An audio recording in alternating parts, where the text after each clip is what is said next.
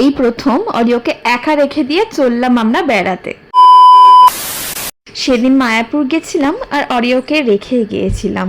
তো সকাল সকাল মা এখানে ওকে পরিষ্কার পরিচ্ছন্ন করে দিচ্ছে, এখানে টিস্যু দিয়ে মুছিয়ে পাউডার লাগিয়ে দিচ্ছে। এটা মা প্রতিদিনই করে। অরিও আজকে যাচ্ছে এক নতুন আন্টির কাছে আর কি, তার বিশ্বস্ত দিদির কাছে অরিওকে রেখে গেছি। এদিকে সকালবেলায় উঠে মা সবজি সিদ্ধ করে দিয়েছে, সেটা প্যাক করে নিলাম। অরিওর কুকিজগুলো, অরিওর এই চুইংগাম টাইপের হাড্ডি, মেডিসিন, ওর মানে বাটি, জলখাওয়ার বাটি, ওর চাদর সব প্যাক করে নিলাম। মা আর আমার প্রতিদেব তো কিছুতেই ওকে ছেড়ে রেখে যাবে না, ওদের একটু ইচ্ছা নেই। আচ্ছা আমি কি ভালো করে কথা না বলে রিসার্চ না করেই এমনি এমনি আমার বড় মেয়েটাকে রেখে দিয়ে চলে যাব? নতুন লোকজন দেখে ও তো কাঁপতে শুরু করেছে। তারপরে দেখলাম আস্তে আস্তে ওই দিদি আর ও ফ্যামিলি সবাই মিলে ওকে বেশ কমফোর্টেবল। সারাদিনে বহুবার আমরা ভিডিও কল করেছি, ওরাও করেছে, প্রচুর ভিডিও পাঠিয়েছে।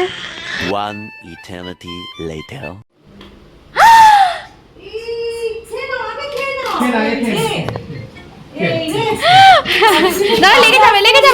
লেগে যাবে আন্টি, লেগে যাবে।